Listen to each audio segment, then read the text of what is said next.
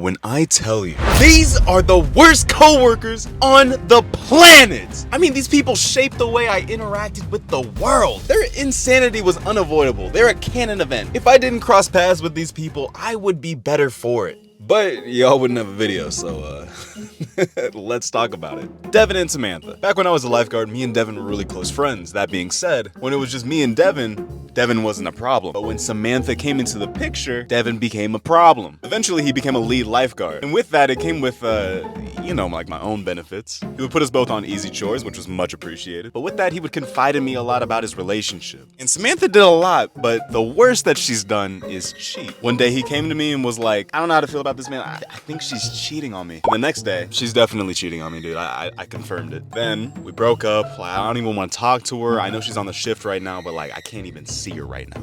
One day later. We're back together. We smoothed it over. It's not even that big a deal.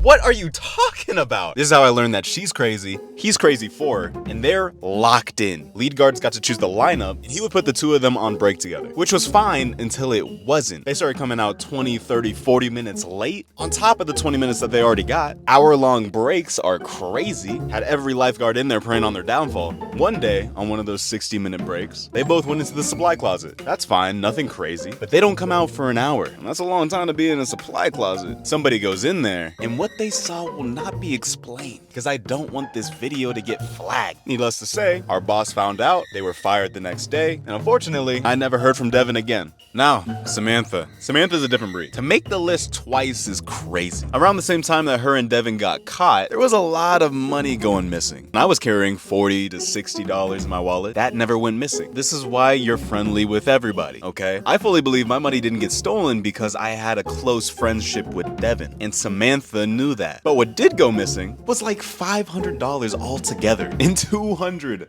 from one person. That's like 2 weeks worth of work for somebody in high school. And she was pissed for months. Every single day telling everybody that her money got stolen. Praying on somebody to fess up. Obviously, nobody's going to. But coming up on the day that Samantha got fired, we happened to have an extra lifeguard that day, which means there was always 3 people on break at a time. Now, while Devin was out talking to me, the other lifeguard that was on break noticed that Samantha was standing over by the lockers a little bit too much. Going through 1, 2, maybe 3 bags. Now, they of course didn't think anything of it, but as soon as Samantha got fired, and it had been like a week or two since money's gone missing, the dots connected. And truthfully, if the dots connected sooner, knowing these people, they would have got after it.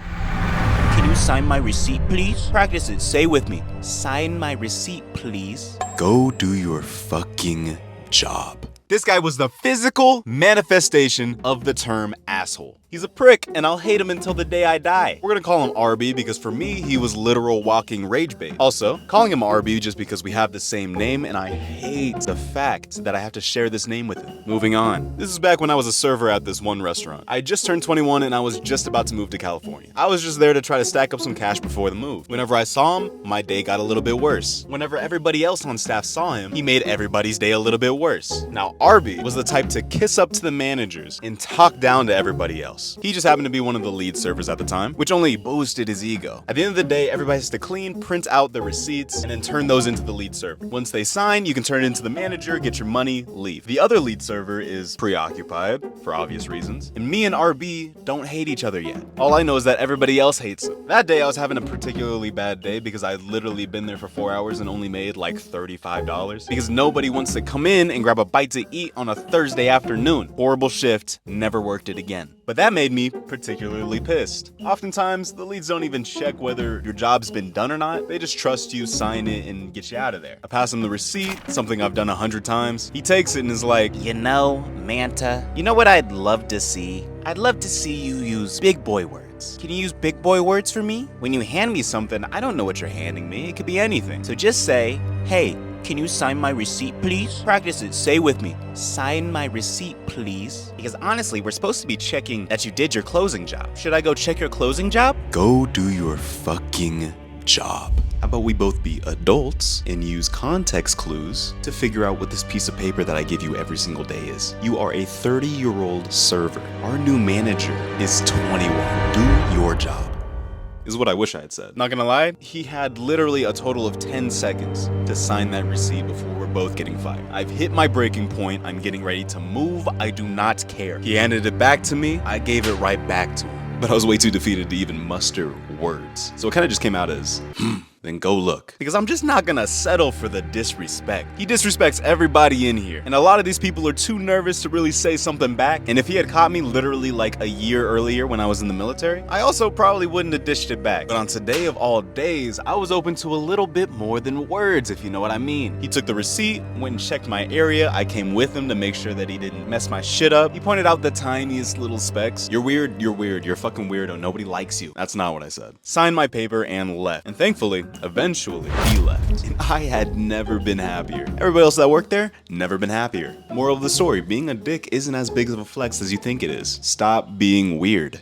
This older lady, I think she wanted to fuck me. Not my favorite experience, both job-wise and human being-wise. This lady had to have been in like late 20s, early 30s. I was freshly 18. I was literally just in like this weird limbo period between signing up for the military and actually going to basic training. And I needed a job. I needed to get a little bit of money. I was unfortunately given a job in this warehouse where I just put stickers on boxes. I have quite literally never been more depressed. I'd clock in, put stickers on boxes, go to lunch alone, go back to putting stickers on boxes, and then clock out. Didn't talk to anybody, didn't associate with anybody. This lady came in, fully pregnant. We like kind of become friends, I guess. She would like confide in me about how her baby daddy's on the run. It was a whole thing. I needed an escape from reality, and she just liked to yap. On my last day of work, 2 weeks before I go to the military, she catches me outside and is like, blah, blah, blah, how am I gonna reach you? Do you have Facebook? And I'm like, no. Not really a social media person, later. And then she started getting really not okay. She went into great detail about weird fantasies involving us. I did not rock with that. I proceeded to make a joke, dip out, and then put this memory all the way in the back of my mind where the little vault is. Opened it up, tossed it inside, never to be remembered again until I started making this video. Speaking of which, that's enough of that. Put that back in the vault. This salesman war was kind of like the dumbest thing I have ever watched. I worked for this company that I'm not gonna name due to slight embarrassment, but I will tell you that this company made a lot of content and made a lot of sales. I was on the content side, making next to nothing, and one of my coworkers, who happened to be the CEO's son, we're gonna call him Preston, was on the sales side. Preston wasn't happy because his sales manager, basically, existed. He didn't like the fact that he worked in that company for 5 years, and then they hired this guy within the last 6 months, and he's hired as the lead sales associate. Bro would be coming in and ranting on and on about how much he deserves it. And I can see it in like some aspect. He said that he had a higher closing rate, been part of the business for longer. Meanwhile, the other guy had 20 plus years in sales and loves to kiss ass. This went on for literal months. I'm watching these two sabotage each other at every given turn. Preston's going all the way up the chain to make this guy look bad, even talking to his dad. His dad course corrected his son and pushed him to the side. Preston was not deterred even a little bit. The funniest and most blatant bit of sabotage was when the company actually ended up moving all the way across the US. Packed up everybody that was able to come and did, leaving me basically without a job, which also basically kind of forced me to move home. The entire team that was moving over there made the decision to live in the same expensive ass apartment building on the water. And for days, these two are both calling the apartment building, trying to figure out which one's the best apartment, and Johnny, the lead sales rep, sells Preston on a room that he thinks is inadequate. Preston calls the apartment and is like, yo, how's this room? Is it good? And they're like, yeah, it's literally the greatest. A couple of days later, Johnny's like, yo, I made a mistake. I really feel like you'd like this room better. On the top floor, beautiful view. Preston calls and is like, how's this room? And the lady's like, you won't like it nearly as much as you like yours. Ultimately, I didn't really give a shit because I'm trying to make rent. It was slightly frustrating dealing with people who were making what I make in a month, but it's always kind of funny watching snakes eat their own tails. The military honestly didn't have the worst coworkers. The people were fine for the most part. Get out of here and make me a sandwich, woman. All my coworkers who were under the age of 30 were fine. I feel like older military guys seem to be like suspended in time. Their brains can't think of new ways to tell jokes, so they just regurgitate the same shit over and over again. And somehow, inside the little bubble, it always lands. It's crazy. The best 3 jokes that older military people have always revolve around Marines and crayons, Air Force and privilege, and women and household duties. That is it. That's the peak. Bar is literally in the depths of hell. I like it. Yeah? No, are you kidding me?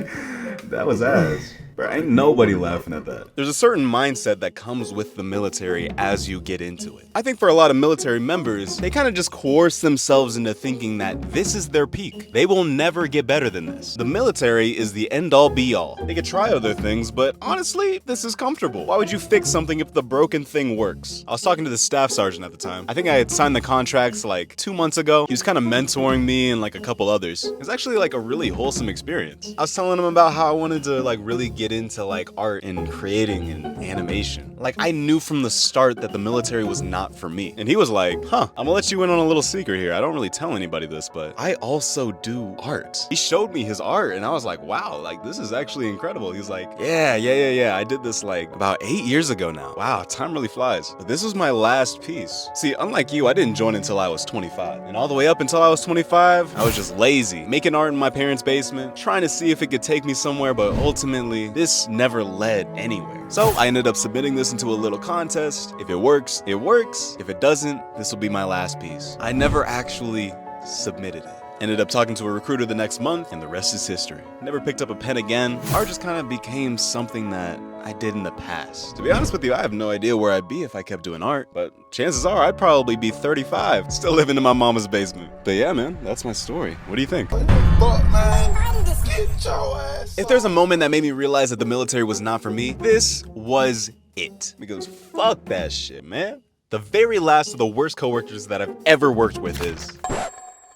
Oh shit, it's me. Makes sense. When I'm not doing things that help me hit my creative goals, and instead I'm like trading my time for money, I hate existing. From a distance, I'm chilling, but if you're perceptive enough, you'll see that I'm walking around like a hollowed out shell. And that is a dangerous place to be. Honestly, when I go into work, I genuinely don't remember what happens. That's how hard I tune out. Not healthy, not gonna lie, not the healthiest up here. People at work will be trying to have like a genuine conversation about like what my interests are and like what I do outside of work. And I genuinely feel like I'm talking about somebody else. Like I was force-fed this information. Like I'm spitting out facts I got from the perpetuity wing. Like, your Audi likes art. That's cool, like digital? Like, are we talking like canvases? Is he like a cool painter or something? Please shut up. Points will be deducted if you talk.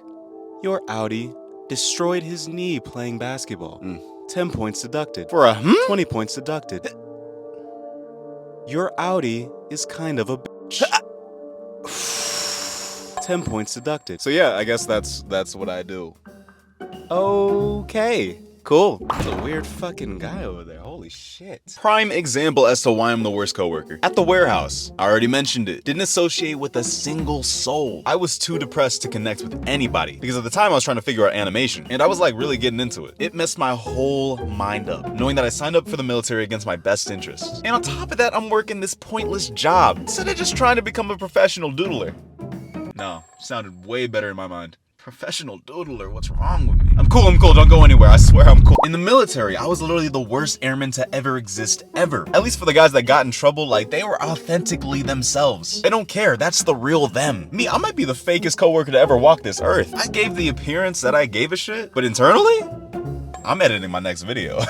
I didn't retain a single bit of information while I was there. This sounds kind of sad, but I literally disassociated through at least 70% of 2019. I feel like I basically didn't even exist for most of that year. For 2019, my innie was basically the real me. I literally only gained sentience when I was working out, eating food, and editing videos. That's it. But seriously though, if you ask me to fix a plane, I'm looking up a YouTube video, bro.